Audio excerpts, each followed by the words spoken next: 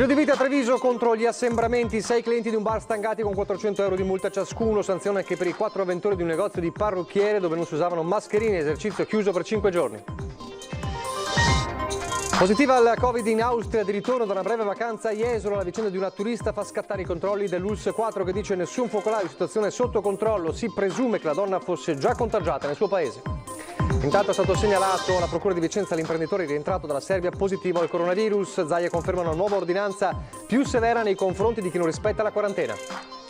Elezioni regionali nella Marca, scoppia il caso Spresiano con Fratelli d'Italia che sostiene l'avversario della Lega alle comunali. Il commissario trevigiano del Carroccio Boff dice se non siamo alleati qui non lo saremo da nessuna parte.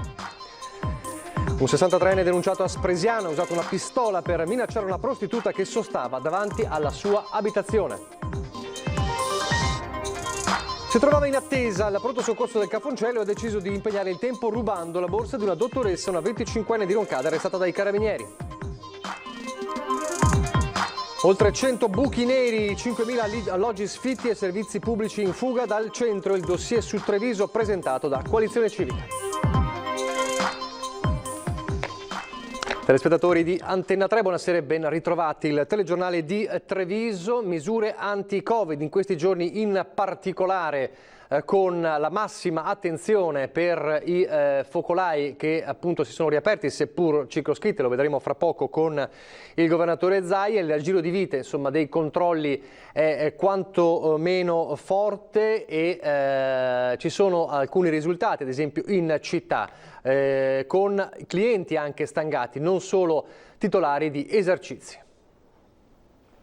6 amici seduti in un tavolino piccolo di un bar vicino a Piazza dei Signori. Nessuna precauzione, distanza ravvicinata e mascherina inesistente. Tutti ragazzi fra i 25 e 30 anni residenti in altri comuni che si sono trovati nel cuore di Treviso per bere qualcosa senza rispettare però le normative anti-Covid. Scelta che non è passata inosservata alla Polizia Municipale. Il fatto è accaduto ieri in tarda serata. La normativa in questo caso è molto chiara, si tratta di una responsabilità individuale degli avventori, per cui invitiamo i clienti a rispettare scrupolosamente le norme. In questo caso, rispetto a 2 settimane fa, quando invece era stato sanzionato il titolare di un bar, questa volta sono state queste persone, 6 clienti, ad essere sanzionati con 400 euro di multa. I vigili continueranno i controlli per evitare assembramenti e per far rispettare le misure di sicurezza. I servizi sono organizzati proprio per garantire quella che può essere definita la movida sicura.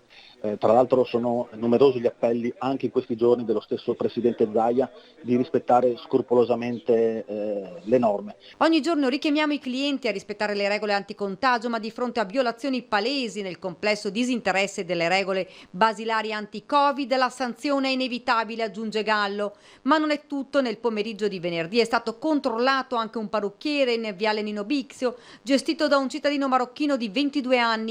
Operatori e clienti senza mascherina, tutti multati, non solo, ma chiuso il negozio per 5 giorni. Per quanto riguarda le manifestazioni, queste sono organizzate in assoluta sicurezza, per cui le prescrizioni di legge saranno osservate sicuramente dagli organizzatori che abbiamo già sentito, per cui ad esempio sono di Marca, per cui credo che in questo caso non ci saranno assolutamente problemi. Oltre alla totale mancanza di mascherine, il titolare non aveva alcun registro della clientela in cui vanno annotati tutti i nomi per 14 giorni. Non bisogna abbassare la guardia, spiega Gallo. I controlli devono continuare perché, come abbiamo visto, il tasso di contagio è in aumento, per cui anche le stesse direttive che riceviamo non solo dall'amministrazione, dal sindaco, ma anche dalla questura, dalla prefettura, sono di verificare che le normative vengano rispettate, per cui i controlli ci sono stati, ci sono e ci saranno sicuramente. Tantissimi trevigiani anche oggi ad affollare le spiagge di Jesolo, lo vedremo fra poco, ma intanto proprio da Jesolo arriva la vicenda di una turista positiva al coronavirus in Austria, che è appunto risultata positiva in Austria dopo un tampone, di rientro dopo una breve vacanza proprio a Jesolo. Una vicenda che ha fatto scattare immediati i controlli dell'ULSS 4 che dice nessun focolaio, situazione sotto controllo. È rimasta a Jesolo per 4 giorni assieme al marito e al figlio di 12 anni, poi è tornata a casa sua, in Austria. E qui, dopo che si erano manifestati dei sintomi, le analisi del tampone sono state chiare, positiva al Covid-19. Il coronavirus getta una nuova ombra sul Veneto, ma questa volta, fortunatamente, almeno per ora, non parliamo di un focolaio, ma di una situazione ampiamente sotto controllo. Certo, la sicurezza si potrà avere solo alla fine degli accertamenti dell'ULSS 4, tuttora in corso. La donna è una signora di mezza età austriaca, arrivata il 26 giugno al Lido e andatasene il 30 giugno dopo aver alloggiato con il marito e il figlio in un albergo. Considerato il periodo di incubazione di 14 giorni, non è escluso e anzi presumibile che il contagio sia avvenuto prima dell'arrivo nella cittadina balneare. Al ritorno in Austria non è stata ricoverata e sta bene, così come i suoi familiari che, stando alle autorità austriache, non risulterebbero contagiati. Dopo l'esito del tampone nel suo paese, il 2 luglio il Ministero della Salute austriaco ha contattato la Farnesina, che ha informato subito l'ULSS 4. L'azienda sanitaria ha avviato immediatamente le indagini con i suoi ispettori. Nell'hotel dove alloggiava nessuno è stato messo in quarantena, la struttura è aperta. A giocare a favore della situazione sarebbe stato il carattere estremamente riservato della famiglia. Nessun contatto ravvicinato con i presenti e il personale della struttura ha sempre utilizzato i dispositivi e le normative di sicurezza e prevenzione per difendere i clienti e se stessi. Certo, la famiglia ha frequentato la spiaggia e si presume anche qualche bar o ristorante, ma anche in questo caso gli accertamenti stanno dando esiti tranquillizzanti. Bisognerà però attendere i canonici 14 giorni per essere sicuri di essere fuori dai problemi ed è un'incertezza che pesa in un litorale che cerca faticosamente di rialzarsi dopo l'incubo virus. Dall'ULSS 4 la rassicurazione sul livello di attenzione massimo in tutte le località balneari, da Jesolo a Caorle al Cavallino. Sarà un'estate di monitoraggio costante. E gli imprenditori sono ligi a seguire tutti i protocolli, dice il presidente dell'Associazione Jesolana Albergatori Alberto Maschio, una vicenda, dice, per la quale non deve essere fatto alcun allarmismo, da una parte perché non è escluso, l'abbiamo detto nel servizio, che la donna avesse già contratto il virus prima del suo arrivo, dall'altra perché i nostri albergatori, ribadisce, sono molto professionali e rispettano fin quasi all'ossessione, si è visto in questo caso, i protocolli di prevenzione, tant'è che nessun dipendente o altra persona risulta in quarantena. Intanto oggi, lo dicevamo, spiagge piene anche in questa giornata e presumibilmente sarà così anche domani con tantissimi trevigiani in spiaggia. Code per prenotare l'ombrellone, selfie con sconosciuti, assembramenti lungo l'arenile per fare il bagno o prendere il sole. Le immagini parlano da sole. Il fine settimana a Jesolo si preannuncia bollente, ma non per le temperature. La gente è arrabbiata e preoccupata, soprattutto gli anziani. Sono troppi assembramenti e non vedo una mascherina. Per questo fine settimana a Jesolo sono arrivate migliaia di persone. La diffusione del virus si è ridotta di molto, ma la guardia non va abbassata. Il virus non è sparito. È dunque fondamentale, ci dicono in molti, che tutti rispettino i noti protocolli di prevenzione e il loro senso di responsabilità. Nuovi focolai o in generale la diffusione del virus nelle località di vacanza creerebbero danni enormi. La preoccupazione è rivolta a quelle persone che sottovalutano la pericolosità del momento. Ma allora io qui paura ne vedo poca, ognuno ragiona a modo suo, qualcuno un po' più prudente, qualcuno addirittura forse anche troppo spaventato, qualcuno troppo spavaldo. Bisogna stare attenti ai ragazzi che non si rendono conto che possono prenderlo anche loro. Tanti sono un po' che poca distanza. Io sono abbastanza preoccupato, specialmente per quanto riguarda i giovani, vedo troppa libertà e pochi controlli. Non si vuole creare allarmismo, ma il sovraffollamento visto sull'arenile rischia di vanificare i tanti sacrifici compiuti dal personale medico e infermieristico. La gente lo sa, ma spesso nella realtà fa fatica a dimostrarlo, specialmente i giovani. Bisogna avere paura, dai. No, non vedo nessuna situazione di pericolo. E penso anche che appunto tutto il litorale sia stato predisposto abbastanza bene, insomma, per ridurre l'esposizione al Covid. Ha sentito che il rischio di contagio è elevato adesso?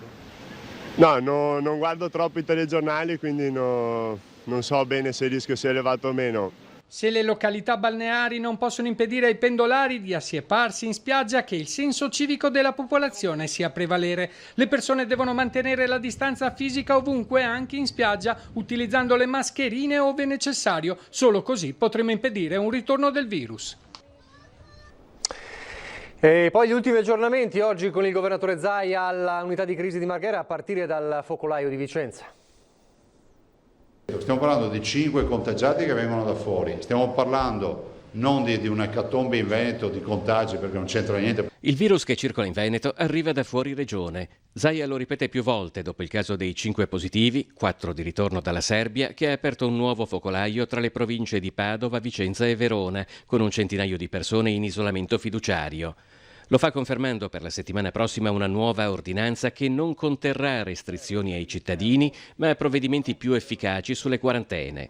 Zaia ha anche parlato col ministro della Salute Speranza della possibilità di applicare in alcuni casi il trattamento sanitario obbligatorio. Anche lui riconosce che il tema del trattamento sanitario va chiarito fino in fondo, perché effettivamente davanti a casi estremi i nostri sanitari, per attuare il piano di sanità pubblica, non è che lo fanno perché siamo entrati in una dittatura, no? Qualcuno dice il trattamento sanitario. Guardate che una persona infetta da coronavirus non può andare in giro. Il centinaio di persone venute a contatto con i 5 positivi è stato sottoposto a tamponi che saranno ripetuti a breve e che al momento hanno dato tutti esito negativo.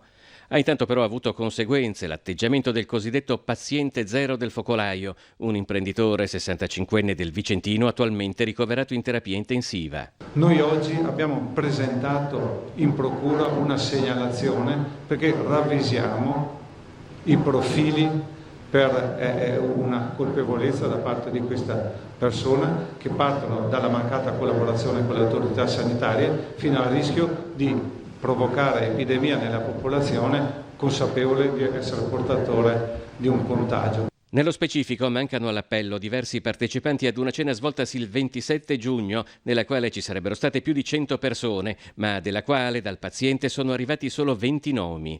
L'appello è quello di contattare l'ULSS 8 Berica per sottoporsi a tampone. Siamo rimasti molto seccati per di poco da questo comportamento. Le aggiungo che c'è stato anche un atteggiamento molto supponente nei confronti del personale sanitario, questo noi non lo accettiamo. Intanto, assieme all'Emilia Romagna, il Veneto ha segnalato al Ministero della Salute le falle del DPCM nel caso di rientro da un paese extra Schengen di uno straniero che lavora in Italia o di un italiano che ha sede di lavoro all'estero. Abbiamo scritto al Ministero intanto facendo presente che avevamo questi focolai importati, chiedendo che tutti i soggetti che rientrino possano effettuare il tampone. Se non vogliono disporre l'isolamento, potremmo al momento dell'arrivo fare un tampone. Se questo è negativo, la persona, informato anche il datore di lavoro, potrebbe andare a lavorare con i dispositivi di protezione e fare un secondo tampone a 5-6 giorni dall'arrivo. A proposito di Zaia, domani alle 12:30 vi proporremo una lunga intervista in esclusiva proprio al governatore del Veneto. Sotto i riflettori gli scenari che attendono il Veneto da qui ai prossimi mesi, tra la situazione sanitaria sempre costantemente monitorata, ma anche la situazione economica, quindi come rilanciare l'economia aspettando anche quello che accade da Roma. Quindi appuntamento da non perdere domani alle 12:30 con questa lunga intervista in esclusiva con il governatore Luca Zaia. Restiamo in tema Covid e ci focalizziamo di più sulla Marca perché ci sono 2 situazioni monitorate in questo momento dall'ULSS 2, una a Carbonera e una a Castelfranco, ma sono situazioni ampiamente sotto controllo perché lo dice anche il direttore generale, il virus c'è ancora, ma è sostanzialmente cambiato. Sentite. Nel periodo importante che abbiamo avuto, che mi augurerei non tornasse più, una persona che era positiva contagiava da 3 a 10 persone. Cioè noi trovavamo purtroppo i contatti diretti positivi. Oggi noi troviamo un caso, questo caso addirittura i contatti diretti sono negativi e addirittura questo si negativizza dopo 4-5 giorni. Secondo lei è lo stesso virus di prima? E questa è l'esperienza sul campo dell'ULSS 2 nella lotta al coronavirus, che sta confermando come in questo periodo sia meno aggressivo. Il caso raccontato dal direttore generale si è verificato nella Castellana riguardo un atleta che si è accorto della febbre dopo una partita con amici. Una persona sola che ha avuto diversi contatti. L'igiene pubblica, Torre Sapupo e i suoi collaboratori hanno seguito questi contatti, hanno fatto il tampone alle persone, i tamponi in prima battuta sono risultati, mi ha detto il dottor Rigoli proprio ieri sera, negativi, per cui da questo punto di vista la situazione è sotto controllo, non bisogna però mai abbassare la guardia. Altro esempio di questa minore aggressività è l'altro caso riscontrato nei giorni scorsi a Carbonera ed è di fatto già spento. Avevamo la settimana scorsa un altro caso che però si è limitato al contatto familiare, cioè alle altre 2 persone della famiglia. In quel caso si è spento il focolaio, anche se il focolaio non è. Questo si è già spento, nel senso che ovviamente lui rimane positivo, asintomatico, rimane a casa propria, seguito dall'USCA, quindi i nostri medici, e dall'igiene pubblica. Questo non vuol dire che si può abbassare la guardia, considerando l'aumento della circolazione delle persone. Noi stiamo anche pagando molto il fatto che si sono aperte appunto le frontiere e che arriva anche qualcuno da paesi che ovviamente sono anche anche europei, dove persone viaggiano e qualche volta entrano nella nostra comunità senza ovviamente aver dichiarato di avere la febbre o comunque di essere stati in contatto con qualcuno che aveva i sintomi Covid.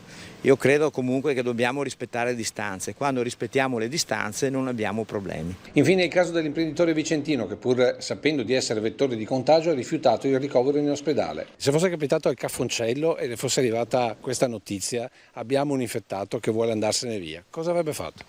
Guardi, intanto l'avrei trattenuto all'interno, avrei tentato di trattenerlo all'interno e avrei parlato poi con i familiari, con gli amici, cioè con i suoi, quelli a lui più vicini, per far capire loro che era un rischio per la comunità e per loro stessi, che doveva rimanere al Cafoncello. Estrema ratio, avrei chiesto a un magistrato ovviamente, la possibilità di capire se per salute pubblica questa persona comunque doveva rimanere all'interno del Cafoncello per essere curato. Di nuovo la cronaca, guardate queste immagini che ci ha girato, e lo ringraziamo per questo il nostro telespettatore Fabio Poletto, girate poco più di un'ora fa sulla strada che collega Colle Umberto a Cordignano, e sono le immagini di un'auto in fiamme accostata sulla strada, ecco, le vedete in questo istante, davvero impressionanti.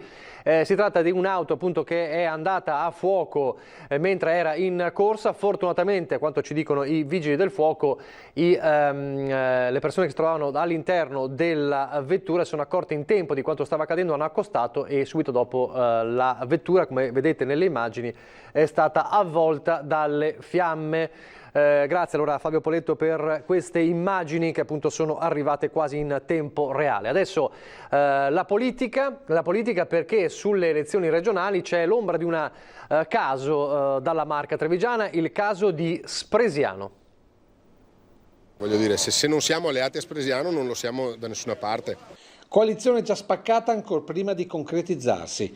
E tutto per quello che molti chiamano già il caso Spresiano, con il sindaco uscente Marco Della Pietra a capo di una civica e sostenuto da Fratelli d'Italia, che si scontrerà con Domenico Presti, sindaco uscente della vicina Arcade, ma soprattutto espressione della Lega. Lì c'è un bel gruppo che sta lavorando, sia a Arcade che a Spresiano. Adesso c'è ancora da trovare una piccola quadra, soprattutto anche con gli alleati, come decideranno di schierarsi gli alleati anche a Spresiano, perché logicamente non può essere che ci siano alleanze su dei comuni e lì magari no. Potrebbe essere il classico sassolino che blocca tutto l'ingranaggio che porta ad un unico centrodestra per tutte le elezioni in Veneto. Vorrebbe dire che solo per stare nella Marca, accordi saltati per Castelfranco, Arcade, Vidor e Chiarano, dove l'anno scorso non si è nemmeno arrivati al quorum per l'unico candidato in lizza. Senza contare che a questo sassolino si accompagna anche il documento sull'autonomia del Veneto, che potrebbe grippare anche gli accordi regionali. Chi ci sta a quel patto, chi firma, è disposto a dare piena autonomia alla Regione del Veneto, che abbiamo saputo dimostrare proprio nell'emergenza Covid di meritarci, è con noi.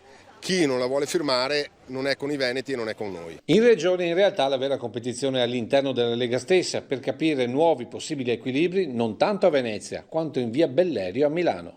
Se da lei è segretario della Lega e se poi la lista Zaia prende più voti della Lega? Ma complessivamente per noi qua in Veneto non è un problema, insomma. Ci si scherza sopra ma non c'è nulla di problematico dietro. Pochi istanti di pubblicità, poi ancora tante notizie di cronaca.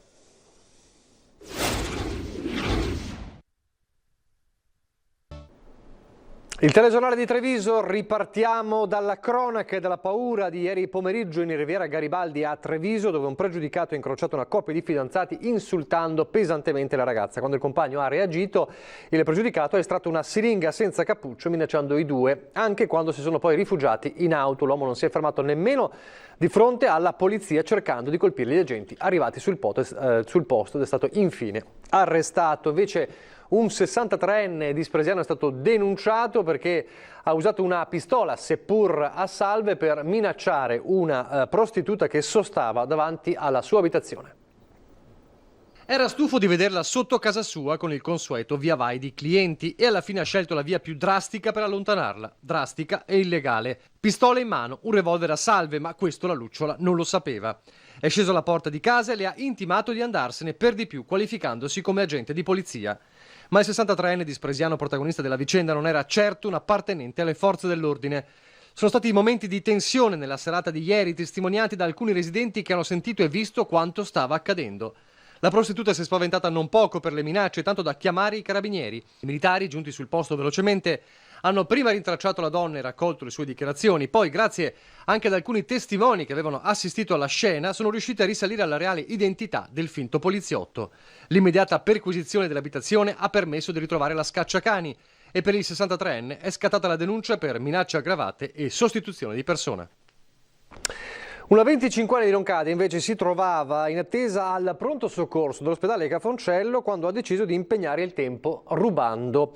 La ragazza è stata arrestata dai carabinieri. Con la complicità di un amico, la giovane ha iniziato a girovagare tra le stanze e gli ambulatori della struttura. In uno di questi ha trovato la borsa di una delle dottoresse in turno e se n'è appropriata. Per fortuna la dottoressa si è accorta dell'ammanco ed ha avvisato subito la guardia giurata, che a sua volta ha allertato i carabinieri. La coppia ha capito di essere stata scoperta, ha tentato di lasciare l'ospedale, ma l'arrivo degli uomini in divisa ha interrotto sul nascere la loro fuga e quindi la borsa e buona parte del contenuto è stata ritrovata e poi portata alla dottoressa, riportata alla dottoressa. Lasciamo la cronaca, adesso parliamo però della città di Treviso con oltre 100 buchi neri, 5.000 alloggi sfitti e mancanza di servizi pubblici, o meglio servizi pubblici in fuga dal centro. È il risultato del dossier studiato e presentato oggi da Coalizione Civica. Qui siamo di fronte all'ex caserma della Guardia di Finanza, che già nel 2012 era uno dei tanti edifici dismessi della città che sono stati censiti come buchi neri e che ancora oggi risulta abbandonata. Spazi abbandonati, inutilizzati, vuoti, sono i cosiddetti buchi neri della città. Un centinaio quelli censiti nel 2012 da privati e associazioni, ex Provincia, ex Telecom, ex Enel, Bastioni Camuzzi, ex Hotel Al Cuor, gli esempi più vistosi, vecchie ferite del tessuto urbano a cui si devono aggiungere le new entries. Palazzo Scotti, ex sede del comune chiuso da anni, l'edificio della Banca d'Italia in via Castelmenardo oppure la sede dell'ACI in piazza Pio X.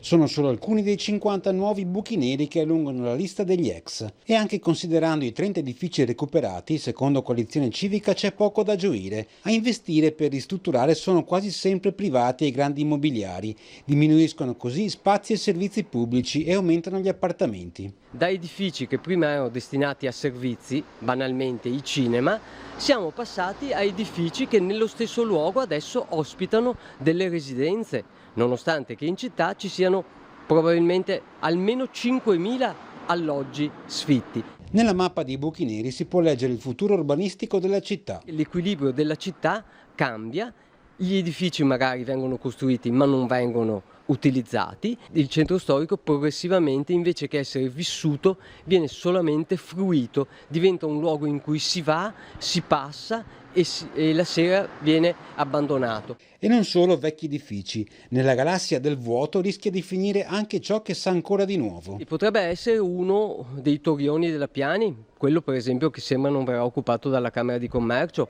o potrebbe essere uno dei torrioni che verrà abbandonato dall'Agenzia delle Entrate o dalla Guardia di Finanza. Bisogna costruire di meno e incentivare i recuperi urbanistici in grado di mantenere i servizi. In una parola, serve una nuova politica urbanistica. Io capisco che nell'immediato vedere avviare un recupero dove oggi c'è un buco nero può essere un sollievo, ma il problema è che se non si ha un disegno della città in cui ciò che verrà realizzato in quel buco nero risponde a delle esigenze, rischiamo di avere gli appartamenti invenduti. L'amministrazione deve porsi di nuovo il problema di governare il territorio. Torniamo adesso a parlare di un'altra polemica e la diffida tra Primavera del Prosecco e Proloco di Col San Martino, l'abbiamo raccontato ieri. Dopo le lettere è stato fissato per il tardo pomeriggio di oggi un chiarimento tra il presidente Folladore e quello della Proloco Stivali. Intanto dalla regione arriva l'avvertimento: mai come in questo momento va sostenuta tutti insieme la promozione dei territori. Io ritengo che sia opportuno e giusto che a livello territoriale le Proloco possano aprire, portare avanti le loro sagre manifestazioni sul territorio, perché sono importanti non solo dal punto di vista turistico ma anche per ridar forza, voglia di ripartenza anche al nostro popolo, alla nostra gente. Chiara la posizione della Regione sulla diffida alla Proloco di Col San Martino. Non fa bene vedere che a fronte dell'impegno di mantenere uno storico appuntamento con la promozione del Prosecco, pur nel tempo e con i costi elevati del rischio contagio, ci sia chi, anziché sostenere l'iniziativa come dovrebbe, tende a spegnerla con cose che sanno molto di burocrazia. E questo in sostanza anche il pensiero del presidente della Proloco più influente tra le colline UNESCO, che però non ha intenzione di fermarsi, aprendo comunque le porte alla storica mostra mercato. Una storia che mette in luce l'ennesima frattura nel mondo del prodotto, simbolo di questo territorio in tutto il mondo, e che per questo dovrebbe meritare maggiore coesione non solo tra associazioni ma tra produttori e soprattutto tra aree di denominazione di origine controllata e garantita. Per questo diventa essenziale l'intervento della Regione con un chiaro obiettivo. È giusto parlarsi, però guardi, su questo ho parlato anche col presidente Follador proprio questa mattina e mi ha annunciato che nel pomeriggio ci sarà un incontro tra l'Umpri e la Proloco di Col San Martino proprio per appianare queste cose. L'unità fa la forza e noi dobbiamo agire tutti insieme a tutela del territorio, quindi io sono fiducioso e comunque spero che anche altre Proloco sul territorio possano fare manifestazioni quest'estate. Adesso le notizie dal Bellunese.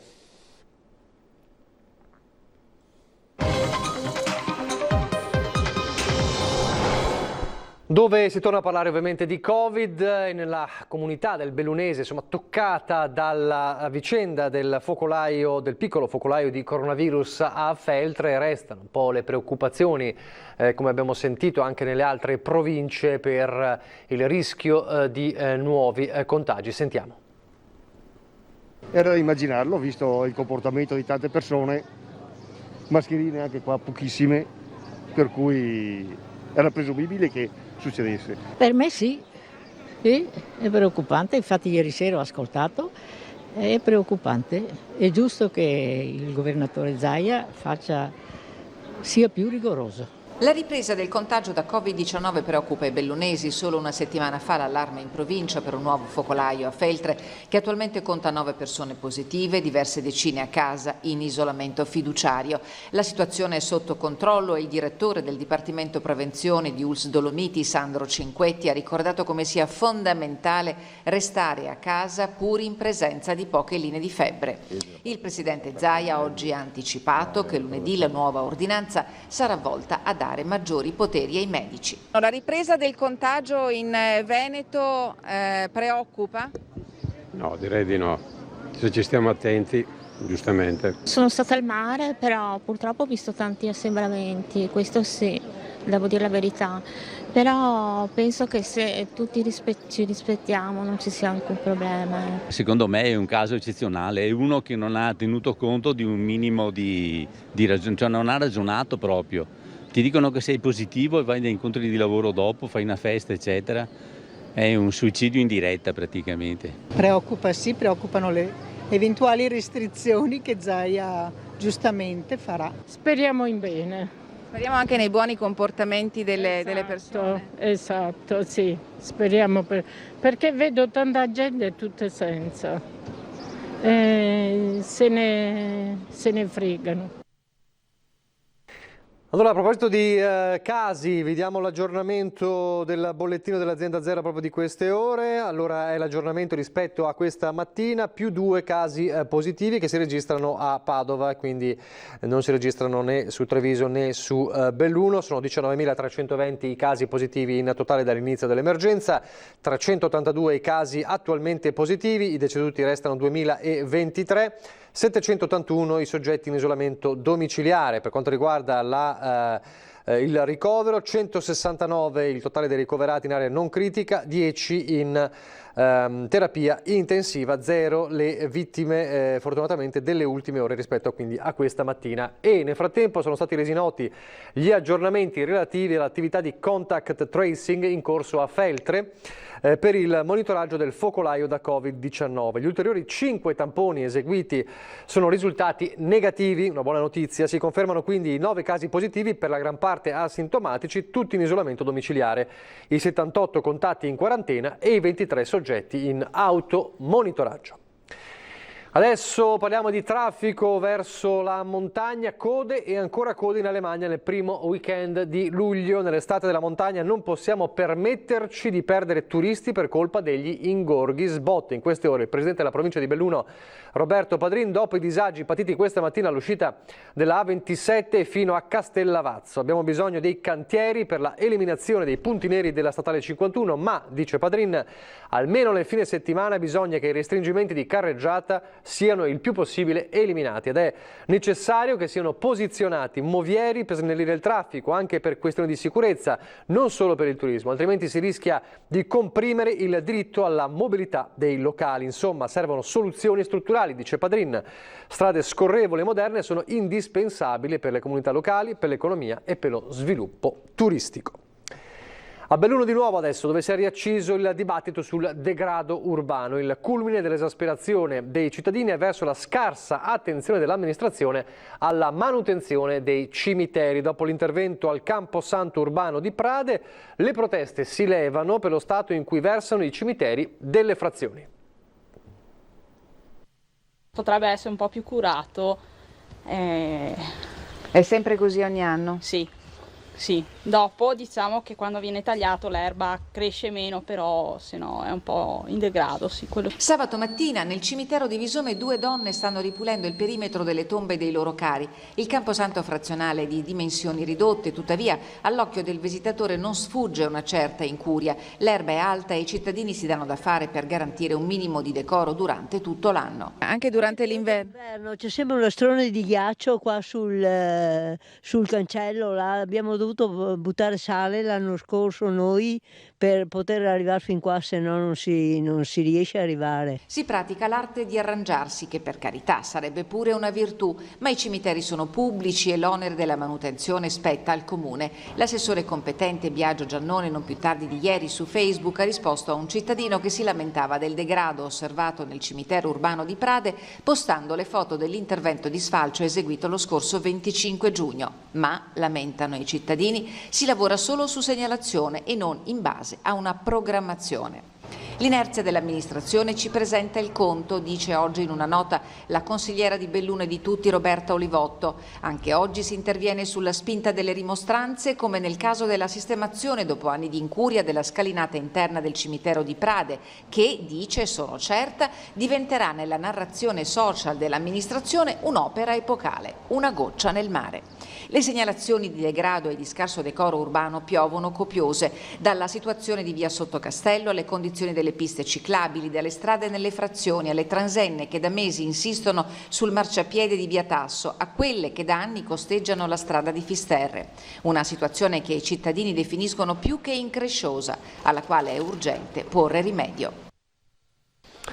Come sempre in chiusura prima del meteo vi faccio vedere il cartello per girarci i vostri video dei bimbi in TV. 351 175 5340 per i vostri video da mandare alla nostra redazione. Adesso le previsioni del tempo e poi di nuovo l'edizione straordinaria con Daniela Sizia fino alle 21 circa. Arrivederci.